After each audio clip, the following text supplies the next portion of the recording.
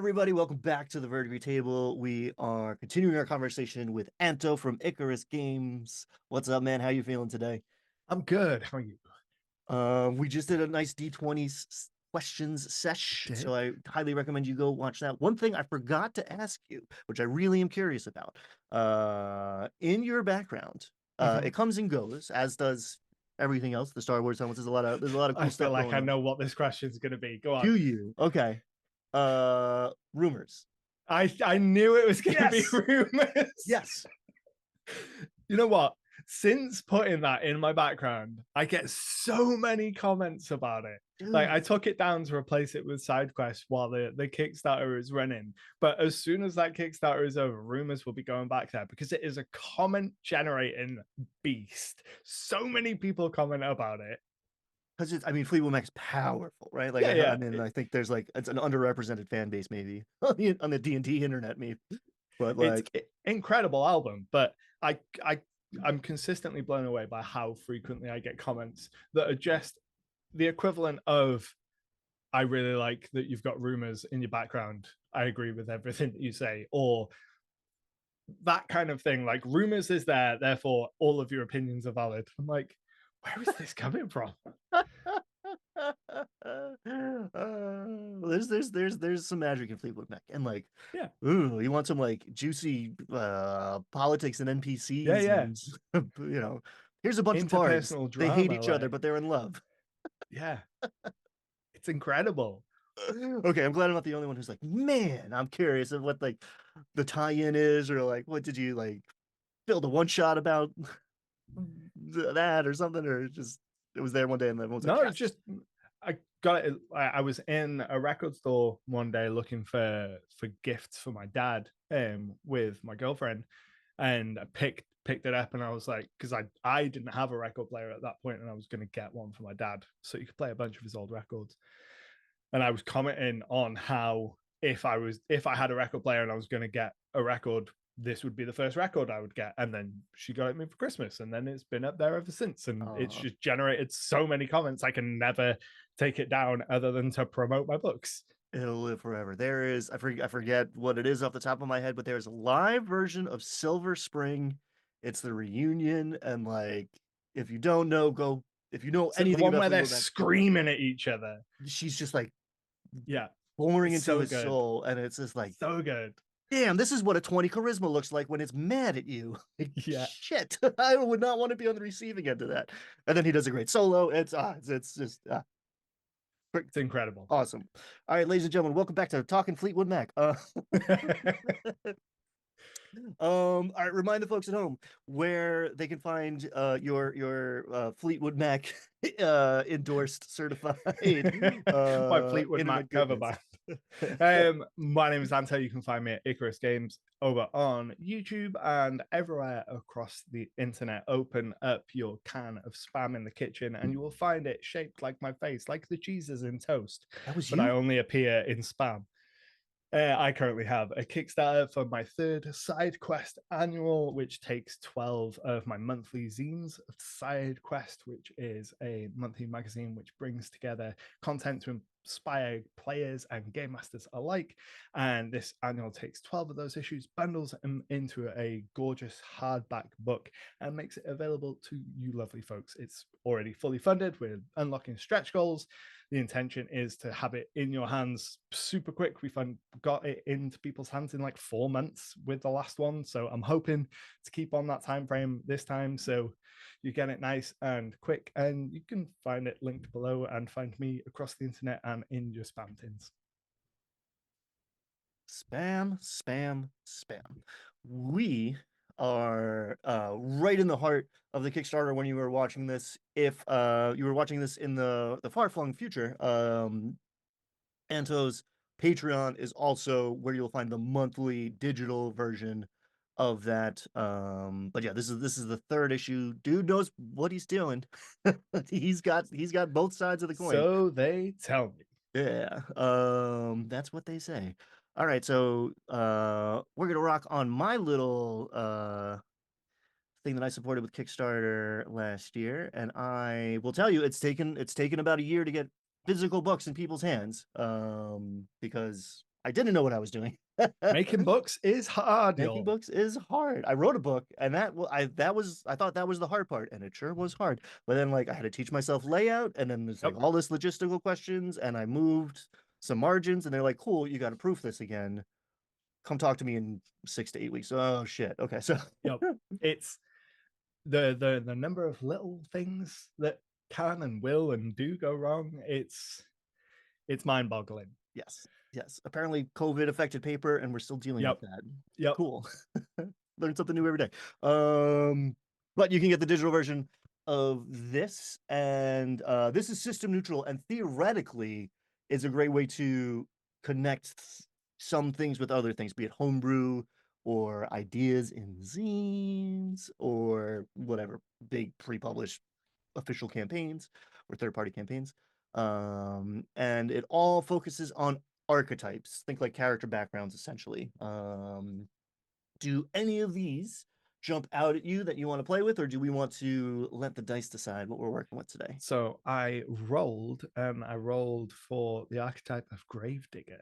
Oh, good one. Okay. Usually I let people decide, like, okay, final answer or whatever, but no, I'm holding you to this one because Yeah, yeah, I'm we one roll and done with maximum spice. okay, so I'm going to ask you to roll one of everything. We can do it one at a time if that's more Yeah, logistically let's go feasible for one at you. a time. Cool. So I'm going to What ask you for a D20. This is going to be our Gravedigger D20? character's drives, dreams, and aspirations, or That's motivation. gonna be an 8. 8. Enact justice for a wrongful death. That's very apropos. Yeah, I just got a flash of a paladin with a shovel, and Yep, I like it. Shovel Knight. Okay, give me the D12. That's a good start. D12 is our D12 catalyst, is our gonna call to be adventure. 12. 12. Discovered a map to an ancient necropolis. Yeah, I like that. We'd love some ancient necropoli. Necropolis? Necropolis. Necropolis. I'm pretty sure that's Ne- wrong, so we're gonna do that one. Necropolis is, yeah. You see, it's a fantasy world, and where where he comes from, it's necropolis. Necropolises. Um okay, so those are two juicy hooks right away. Give me D8 is a potential character arc growth. The kind of stuff that comes out in play, but like having some sort of idea helps you lean into things. Mhm. That's going to be a 6. 6. Humorless to pretty off color to hilarious. That's a challenge for some of us, I think, to be like not funny and then experimenting with humor. I think the way to play it would be being funny by being humorless. So Mm. play it like Drax style, very dry, but making just very factual comments at the most socially inappropriate times, which would play for laughs. So nothing that you're saying is being said for a joke. It's all just situational comedy, and the character themselves isn't trying to be funny. They're just the dour, sour, humorless gravedigger. But somehow everything that comes out of their mouth is comic gold. I love it. And Drax is a great pull there. That's perfect. Because there is something, well, okay. So that is the character side. We got more to work with, but do you have I said Paladin right away and I almost regret it now. Do you have an idea of like what kind of character we are cooking up here? I mean, Paladin was the first thing that came to mind when like the sort of avenging justice You did the element pose. comes I to think it. that's what it Yeah, was. You were like you yeah. did the yeah. And that's the first thing that came to mind. But I'm usually pretty flexible when it comes to character classes and fitting concepts and themes into classes. I can usually make things work with most of anything. We'll see what we get. But Paladin for a soft early choice. Yeah. And there's like Paladin so often like the straight man or the Mm-hmm. Eeyore comedic relief stick in them like kind of thing. But Yeah, like it's a charisma based class, man. Like yeah, you could develop that. You could adapt to maybe you're from somewhere else or you've been a gravedigger. You don't you didn't really get out much. You didn't talk to many people. You were like a YouTuber. Uh, yeah. All right. Now we start to connect them to the world. D4 is going to give us a friendly faction. Maybe we're a member, maybe we're just associated with them That's somehow. gonna be a 2. To Memento Mori, a martial arts school that sends students to cemeteries as part of training. I love this idea of just in the middle of digging the graves and in the background, all of these martial arts students training and just being like, not annoyed, like faking annoyance with them and being like, oh, these goddamn kids, but always being really accommodating for them, always like setting things up perfectly for them, always like having everything nice and tidied away, but always like when they're there, being a proper grouch to them. But then when they're gone, always making it so that the next time they come, they just are having the best time that they can possibly have. I love that. I get a lot of like that's the perfect contrast because they were just like they were kids in my mind by the end of your Yep. like it's like little kids like doing parkour off of gravestones or something. Yep. And you're just like mumbling to yourself and miserable the whole time and then like they leave and you're setting up an obstacle course for them or whatever. Yeah. Just like spending the nights being like, oh, they'd really enjoy this. Oh God. Oh, I love it. D6 assets and allies and NPC that we're buds with. That would be a 1. One, the sexton, kindly old church official, deals with the mourners and knows the whole parish. Super appropriate. Kindly old church official. Like, probably the only person that gets regular conversation with them. Like, I imagine that it's a case of they they the given that they are kindly, they're constantly trying to like inject some of that like life into the gravedigger and like bring some of that um unironic humor into them, and that's just like, yeah, it's fine, I guess. And slowly absorbing it, but never on the surface, just being like, it's easier if everyone thinks that you're just this miserable gravedigger, because if people see you as invisible and you're there digging the graves, people will say things that they don't think that you're going to listen to because you're just the grumpy guy that digs the graves. Yeah. And I also had it as like we got walls up, right? That's Yeah, what we were talking about last time. Like some people are away because they're naturally that way, and some people are a certain way because they're naturally the opposite of that. yeah, So this like this grouch with a heart of gold who just like yeah is afraid to love because everybody dies. Oh, yeah. oh. All right, this is the only one where good number, big number, better. D10, a magic item or potentially a trinket. Oh, that's a 2. Two. Okay. Mourner's cloak aids in hiding in the dark. The thick black cloth smells faintly of lilies. Ooh. That's nice. See, now think that the kind of the desire would be to go, oh, aids you in hiding, make the class a rogue. But I do actually really like the idea of being paladin and like this heart of justice, but that can also just hide really well and just like appear from places and be like, justice has arrived, but delivered completely flat. Oh God. This is great. This is a cartoon in my mind now. Yeah, Yeah, not because like as like a declaration of a hero, just as like a factual statement, like, yes, I have arrived. I am here now. and I like just in my mind he was like he's already there, right? Yeah. Because like oh I wear heavy armor, so I actually like I have disadvantage if I sneak around, but if I'm there first and put this cloak over me, Yep. then I can go haha. um okay, dope. Any other character development from like a player centric mindset before we switch hats to the dungeon master side? No, I'm pretty happy with that. I think that would be a fun. Like, I quite like playing the doesn't talk a lot, but everything that they say is played for quite high comedic impact, even when they're not saying funny things. That kind of character, that's a fun type of character to play, especially in like one shot actual plays.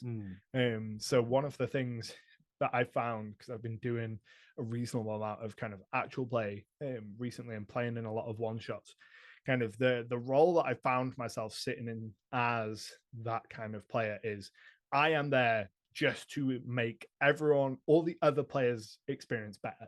Like, I don't particularly care what's going on with my character. I don't particularly care what's going on, like whether we win or lose. My job in that kind of actual play environment is to make all of the other players have a better time. And that kind of character who just kind of fades into the background to let everyone else shine in almost all of the social situations, except to step forward, say one line, get a big laugh from everyone, and then step backwards and then let everyone else shine. That's just the perfect kind of character that I like to play. And that's, I mean, same, and also that's my favorite kind of player to have at the table. Yep. Like, like I love bards. I mean, there's a meme bard that's like hogging the spotlight and trying to seduce a dragon and whatever, whatever, whatever. But like, give me the support. Yep. Get me involved in everybody else's turn helping, and it's like it's a dungeon master player character basically. It's like give me a Yeah. holistic experience. Now I'm not the star of the show, but I'm the supporting actor in every one of these scenes. Yeah. I want to uh, be the supporting character that you come away from the movie and their 2 minutes of screen time is what you talk about. Like, yes, yes. Give me the Christopher Waltz. Give me the yep. oh yeah, my favorite. Give me the Steve Buscemi in the play. Okay. Yeah, great. Okay. I'm loving this Gravedigger. All right. So we got a gruff, grumbly paladin. I think we're sticking paladin. I Yeah. want to smite somebody with a shovel. Uh okay. So turn the page. This is more the dungeon master side, depending on how involved your players are with your world building Mm-hmm. style. You can do this with them as well. But our first D6 is going to be an antagonistic organization. An evil faction. That's going to be a 6. Six, the Great Works Guild have been Mhm. known to use undead labor on their construction projects. Ooh. Not going to fly. Digging up my corpses. Right. I like the Unacceptable. I like the idea. It's not even like it's the order. It's not like the good evil side of the spectrum. It's like the lawful chaos side of the spectrum where it's just like Yeah. I just tidied that. Like, I Yeah. got I It's I spent the time to make this look all nice, and their family's going to want to come and pay the respects. And now you've just made a mess, and there's nothing for the people to come and pay their respects to. well, yeah, it's like I just got that sod Yeah. to root. I don't know much about sod. Uh, yeah, it's not even like, ooh, necromancer evil. It's just like, fine, come on, man. Plus they're like scabs. I want to like, where's the other, where's the construction workers who are out of work? Yeah. It's an allegory for AI. Everything is now. Uh, Yeah. Yeah. D6 rival or enemy. This is an NPC that is perhaps part of that faction or something else. That will be a 4. A 4. Adwin Vespers frequently predicts doom for the character. Not that anybody asked. Just always turning up, being like living in this graveyard, doing all of this stuff. Bad things are going to happen. No, just because I'm around death all the time doesn't mean that bad things are going to happen. It's kind of like the inverse of our vicar there, Mhm. of like the bright sunny disposition is like the obvious like foil to this grouchy gravedigger, but like the goth kid doom and gloom thing is also like you're a true neutral. You're just Yeah, like you're not buying that either. Or maybe just you're like into it, I don't know. just I'm here to dig the graves. That's my job. Just yeah, just true neutral. There to do the job. Yeah, God, like the let's not complicate this. All right, I put things in the ground if they're dead. Sometimes I make sure they stay dead. Yep. I put um, things in the ground. Sometimes I have to put extra things in the ground. Shines shovel. just like sharpening Yeah, the edge of a spade. Oh man. Um, okay, D6 is an evocative location. that will be a 5. 5. The Alabaster Strand, beach where an underwater civilization buries, in quotation marks, their dead. Ooh. Underwater stuff is always interesting to play around with because it can be like running underwater stuff can be really difficult to do, but I do love running unconventional environments and I do love playing with unconventional environments. Like I think that this character would get a dig would get a kick out of seeing like different burial rates, like how do you bury your dead underwater, like just the mechanics of how that works would be interesting. Never mind like any of the other dangers, like the idea that they're going through this dungeon and everyone else is concerned with the dangers, and he's just like, how does it work? It's like the one time we've seen him excited, right? Yeah, He's like geeking out. And yeah, interesting things happen on the boundaries, on the edges of things, right? Like mm-hmm. you're all right, how do I make this forest different than the last three Yeah, enchanted forest eyes.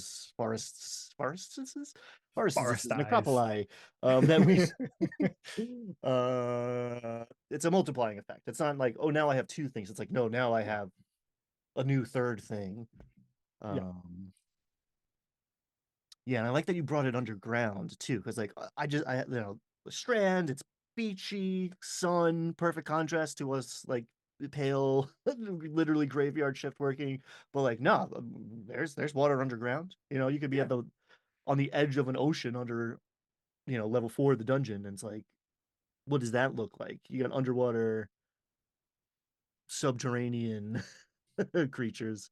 like what are the different burial rites in this place, and like as you go in through the tomb, it would be, especially for like more focused gameplay, this character would be fun to play because you get all of like that history and the skill check based stuff. Who've been like, I want to look at the graves, I want to look at the way that they do things, I want to see what I know about these burial rites for no other reason, just in personal curiosity, and maybe something that will lead to it. But I know as a player, I love just like picking at the bits of the world to just find little bits of information.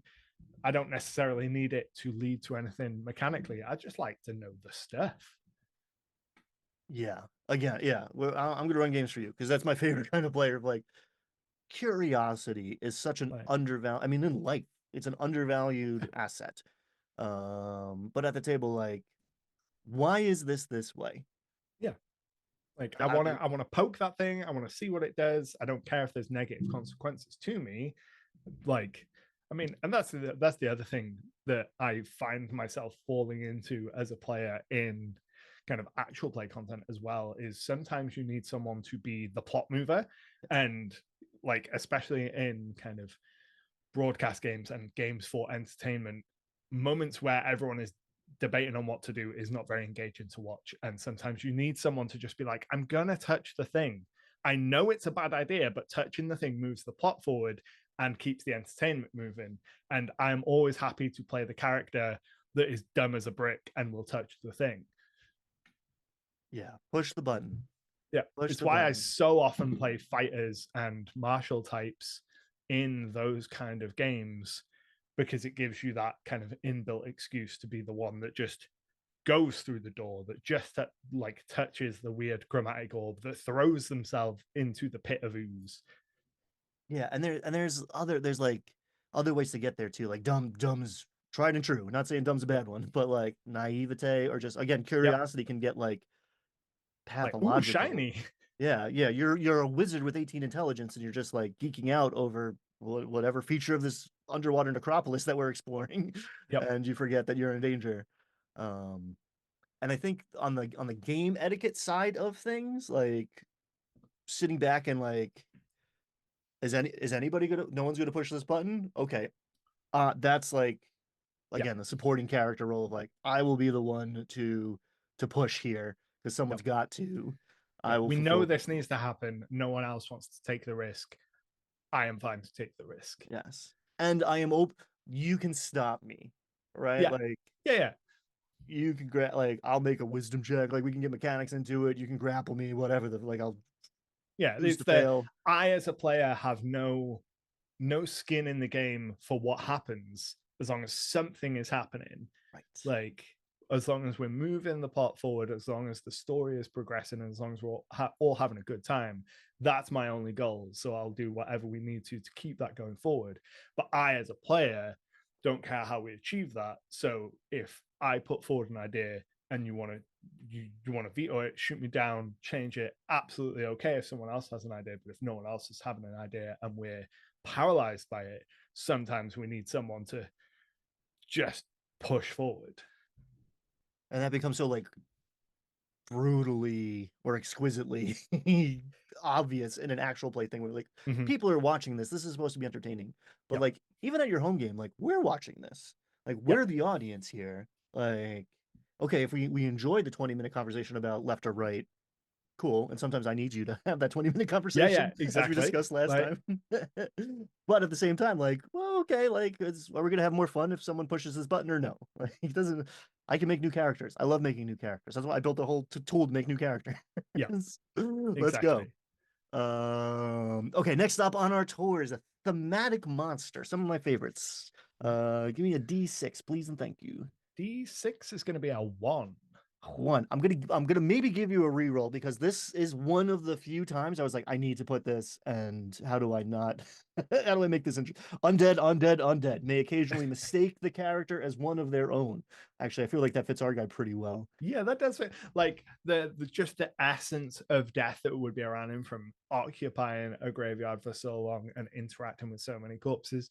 Just this kind of general lingering necrotic vibe to him that like the idea that low enough level undead on their own, maybe not in numbers, but on their own, might just assume that he's one of them. Like that would be kind of cool. I just had this flash of like an eyeless zombie, right? Or like a skeleton, I Yeah. guess, but like something like lumbers up and just like sniffs and is Mhm. like, oh, okay, you smell like death. Yeah, like you are all of the scents I associate with the rest of my horde. I'm just gonna keep on moving. Yeah, because we have a cloak that smells like lilies. We smell Yeah, like funerary too. We don't just smell like dirt. We smell like dirt and death and flowers. Oh, love it. That's perfect. We're not gonna re-roll that. And again, Anto and everyone watching at home, you're welcome to just random tables. You can fudge. You can grab stuff. Okay. The final stop on our tour is a D20, the swingiest of dice. This is gonna give us a plot hook, a story seed, because you can never have enough. Maybe they didn't go left or right, or maybe you really thought they were going right, and now you need to autocomplete what's going on in the left here. that's gonna be an 8. 8. The tavern was expanding its cellars and unearthed an ancient burial ground. That connects pretty nicely with a lot of what we built so far, I think. Yeah, and I like the idea that it's a case. I like the idea that it's the tavern's expanding, they unearth the burial ground, and that it's not even a question of what do we do about this. It's just, oh, we'll just get the gravedigger in, like he'll sort it. It's just so common a thing because all of these have had like undead ties, and it seems like this place that we're existing in seems to have tombs and necropoli and crypts everywhere. There seems to be a real undead problem in this place. I don't think that our gravedigger character would ever be short on work. That I like the idea that it's just a case of, oh, we've unearthed this batch of crypts. We just need to put who you gonna call. Like, I just got this, and it's like my prized possession right now. The Ghostbuster plate, because I'm from New York too. This is like that's the license plate that I like yeah. used to have back in the day. Yeah, in a world where the dead rise, period, right? Like we Mm-hmm. can twist the knob of like occasionally to frequently, but like it happens here. Zombies exist, Yep. skeletons exist. So like a gravedigger's portfolio would be closer to an exterminator in some senses Yeah, in a yeah. magical realm like that. Like it makes sense in a world where the undead can rise and where especially necromancers have a penchant for going into graveyards and raising the dead, that your keepers, your tenders of these spaces would be divine skewed protectors, because not only is a gravedigger tending to the physical space of the gravesite, they are also probably going to have to defend the place from the necromancers that come and try and raise these dead and then put the dead back in the ground once they've raised. So, like, a paladin gravedigger makes a lot of sense in the narrative of a world like that as a job. Like, you probably would need some kind of divine power to do that job in this kind of fantasy world. Absolutely. In our one, I want to the way you say penchant, being thousands of miles closer to France than I am penchant. My stupid American accent. Yeah, if you know, Anto is in Wales, which is cooler than well, it's a cool place to be. I don't know about cooler. It's older than like the United States in its current form. That's You about live the closer only to a thing. fantasy land. Yeah, I mean, this morning I took a picture of the castle I was sitting next to this morning while I was waiting for an appointment. Like, that's the kind of vibe we have in Wales. That's about all we've got going on for us. That's a lot though. Yeah, there's this expression in America, 100 years is a long time, and in Europe, 100 miles is a long way, and Yeah, the yeah. opposite is not true. And it's like, yeah, I forgot what I was gonna say because you hit that French so nice. Uh, oh, we already have we have like the most almost like minor like annoying version of this like necromancer happening already built in with this like Hmm. he's just they're doing labor. It's not like Yep. it's not some evil scheme. It's just it's capitalism. Yeah. Which And I that is the ultimate enemy in 90% of the games I run anyway. So it's that's perfect. a man of my own heart. Brennan Lee Mulligan's also on that team, and Yep. I heard love him for it. Uh, but yeah, in a place like this, like in our world, consecrated ground is a bit of a formality, let's Yeah. say. I don't want to be disrespectful. In a place like you really need consecrated ground. The Yeah. alternative is your body doesn't stay put after death because Yep. it's used for ill purposes. So it's not a mere formality to have a gravedigger that can cast consecration once in a while, you know? And not only for the purpose of evil, but like we've seen through going through this for the purpose of capitalism. If people can use the undead for labor, they will, which undermines your local living workers. And then you also run the risk of necromancers becoming an elevated class in terms of the kind of labor power that they can bring to bear. Local governance would not be down for the idea of someone with magic just being able to raise an army of laborers and be like, right, I'm going to build myself a city next to your city. And then I don't have to pay all the people that do it. And I can invite all of these people to come and bring me their commerce because I'm not having to pay all of these undead laborers. So you can get much more nuanced with it than just undead is evil, which is the default and the always a good well to go to. But I love playing with necromancy and the undead as a more interesting and nuanced thing, even if it makes my players question morality in ways that they're often not okay with. That's the good stuff, right? Yep. And yeah, I think a lot of people, out of fear for like the mundane, Mm-hmm.